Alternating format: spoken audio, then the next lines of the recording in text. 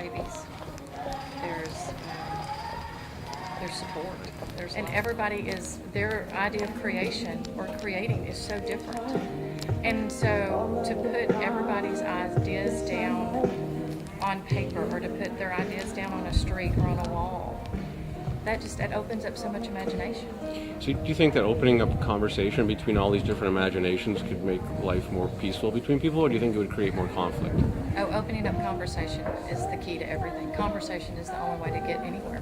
It's the only way to solve problems. Did you show them their work? Yes, sir, I did. Okay. You all have made this place beautiful. Now, who can tell me why it's so quiet around here today? Yes, ma'am. Yes, and what is Juneteenth? When Texas got free from slavery. Yes, ma'am. The Emancipation Proclamation was brought to Texas June 19th, 1865. When was the Emancipation Proclamation? 1863. January 1st, 1863. So it took them a long time to get here. So Juneteenth is a Texas holiday. Actually, we just came from the celebration down at Ashton Villa where it was read in Texas. But why is it important?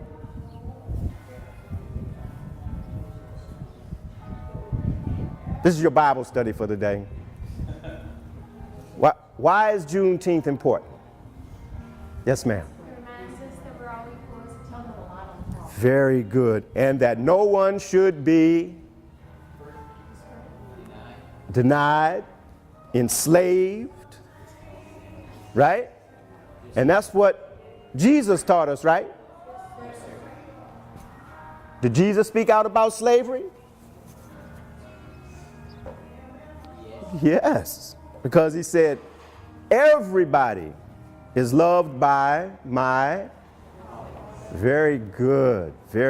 Denise, you taught them the way. I think that has a little bit more to do with history too. So I'll do God, let the teachers do history. Well, I'm going to tell you something. Your history teachers but church history is world history. What is today's date? June 19th. What else? 2014. Is there any more to that? No, isn't there something in it? 2014 AD, right? And what does AD stand for? Anno Domini, after the death. So all history is church history. Everywhere in the world today is what? June 19, 2014 AD. So you tell your teachers that. They might give you an A or not. But church history is world history. God grant me the serenity to accept the things I cannot change, courage to change the things I can, and the wisdom to know the difference. Living one day at a time, enjoying one moment at a time, accepting hardship as the pathway to peace.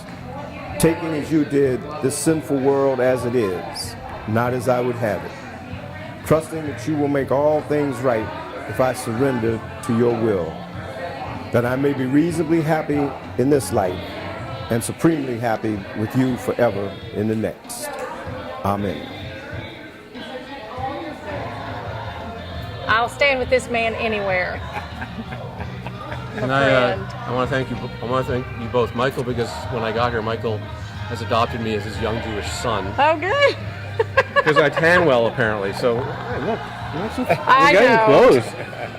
And you've been really. I appreciate. I came here to meet Michael, and this was happening, and to me, that is divine intervention. Absolutely, it is. Because this is a really great thing to see happening. And that's what happens here at St. Vincent's House. It happens. You know, you'll always find something happening here, even when we're not open. And what's going to happen with these young people as they grow older? Does this process continue? Yes, it does. And I was telling the kids last time, the last group I brought back here was 2011. And And then I went to a couple other places and thinking the kids need to be exposed to different things and do all this. And I have to tell you, I was wrong. Because I think coming back to the same spot, and I think building a relationship with the same people, and being able to come back and see the progress, to see the kids, to see the center, to just form relationships is much better education for these kids than going to different places. And so I will come back here absolutely with my 7th and 8th graders every year. That's great. To help you guys. And I wish I would have learned that lesson 3 years ago. Yeah, it's all a learning process, and this is mission. Mission is the work of the church, and these kids, whether they do anything in the next couple of years, they will not forget what they did here. All right. They will start off. I have one final question for you then. Yeah. So I realize that this is mission work, and I asked you before, so it doesn't have. This can be a multi-faith, non-faith, multi-dimensional experience. I mean, people who may not have a fixed belief in God or a higher power, I mean, they do this kind of stuff. In fact, in Portland, it's done mostly by people who are kind of agnostic atheists, who are all, but they have a very spiritual attachment to the earth, and that's become their higher power. So they're doing it to make the city more livable, more green, more urban. More beautiful. More beautiful. Well, yeah, that especially. So you can walk around and they'll be like, it's really strange. They'll be in downtown Portland and they'll walk into an urban neighborhood and all of a sudden it looks like Lord of the Rings, right? Because they built it. And there's tea stations. It says, help yourself, make some tea, and That's toys fabulous. for. Right. So I don't know if I see that happening here yet, but there's a lot of that vibe, and it's. You have to lay the groundwork, and that's what the groundwork is laid with these kids. You never know what they will do. They will have this, and it's like, and then you realize that this is an oasis.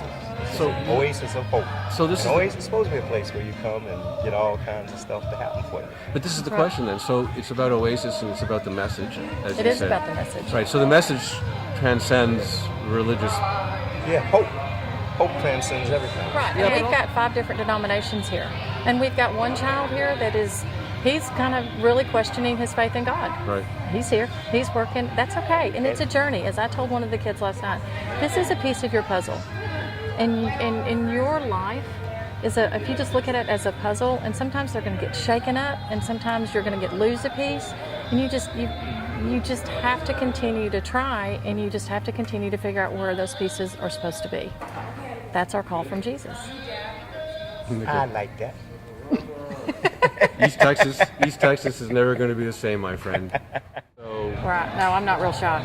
right, and I'm not afraid to say to people who keep asking for things that they need to work for things too. Right. So I have a certain attitude. My feeling is that after 70 or 80 years of being given things, certain groups in different cities, it's always different. But It is. they've become so used to expecting. Well, if it's always given to you, Right. then it's always going to be expected. So one of the things that I found here in Galveston, since I started doing interviews, is that a lot of people, white, black, in fact, we don't even talk that way in Canada. We don't use those. Right. We don't.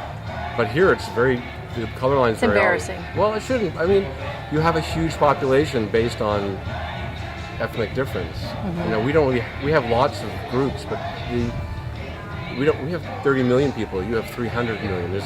Right. So certain categories are going to get exaggerated. So Right. I get that. But what's funny is to see people who are successful out of all these different groups saying the same thing Mm-hmm. about those who are poor, which basically is that we got to help. There's a certain group that needs help, and then there's a group that's learned to expect help. Right. And that's the target problem. So That's exactly right. and And I think, and one thing about St. Vincent's House that I love is it helps the working poor. It's not a handout. It is you're willing to help the people that want to truly help themselves and that are trying to get ahead. right. And I think that's such a good lesson for the kids to learn, is that there are people that are different from them. And it is a difference between those that expect the handout and those that need a handout. So who's need a the- hand up. Not a handout, but need a hand up. Right. So whose fault is it that they expect that they become a hands out group? No, really. I truly think it's the government. And our society has accepted that. I think the welfare system started as a great idea. I think it started as a handout. A a hand hand up. I think it started as a hand up option.